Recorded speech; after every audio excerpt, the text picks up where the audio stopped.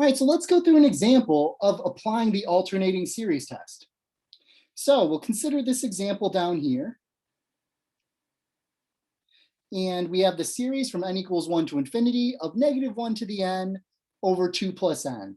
So in this case, what our b sub n function really looks like here is 1 over 2 plus n. And now for any n value we put in that from n equals 1 to infinity, we note that all of those b sub n values will be positive. So we have an alternating series because we have that sign change going from -1 to +1, -1 plus 1, -1 plus 1, and so on, because that -1 to the n. So let's see if this theorem applies. So the first thing we get to test is we need to make sure that that limit of b sub n goes to 0. So we take the limit of b sub n, and in this case, our b sub n function is the 1 over 2 plus n, or 1 over 2 plus n. And well, as n gets very, very large, that denominator is getting very, very large, so this whole thing must be going towards 0. So that condition is satisfied. However, we also get to, we must satisfy that second condition for the alternating series test. And what this condition says is the terms must be decreasing.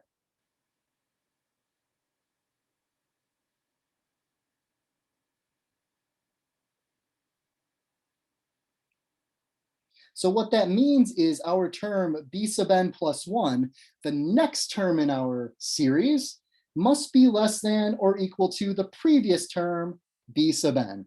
And we need this to be true for all n.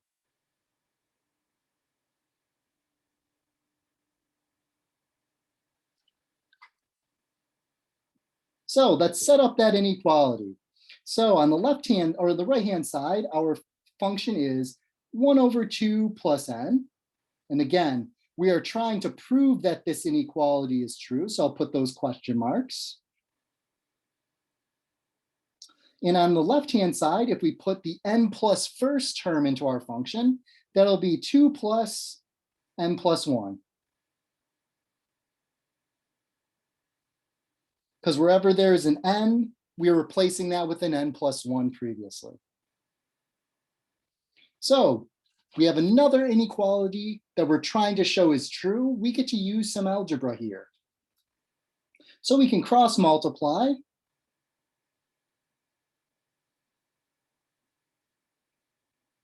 And again, we have our little question marks because we're trying to show that this is true.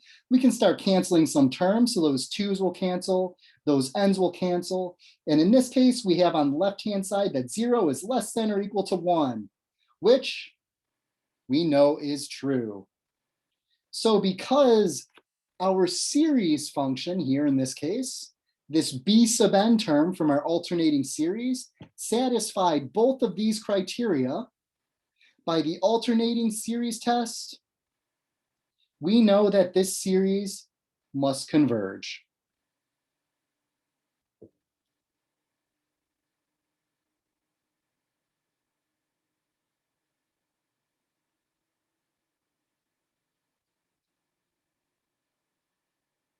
All right, let's try to do another example really quick. So we have the series from n equals 1 to infinity of, let's say, -1 to the n.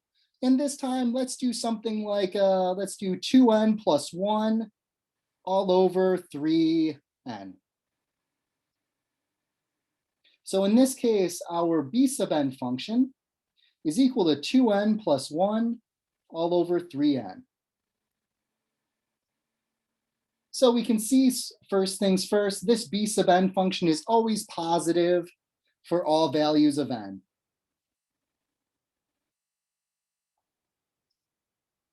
All right, so let's start seeing if that b sub n function satisfies those two criteria.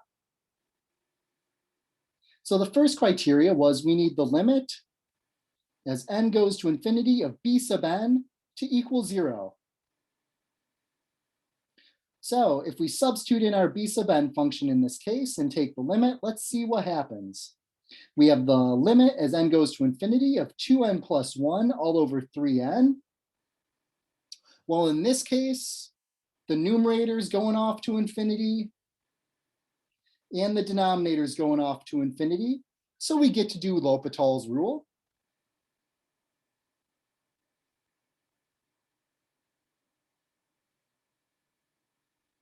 So doing L'Hopital's rule, taking the derivative of the numerator, we get a 2. Taking derivative of the denominator, we get a 3.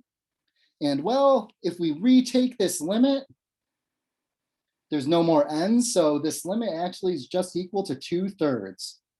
And this 2/3, well, this is not equal to 0. So it fails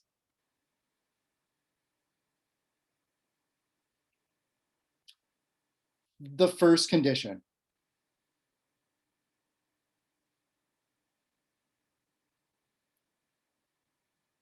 Well, what does this mean? Let's go see what that theorem said again. Well, the theorem says, if we're focusing on the theorem in this case,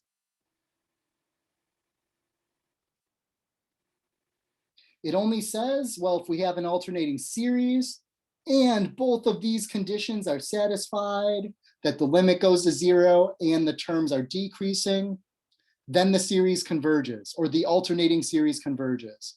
Well, in this case,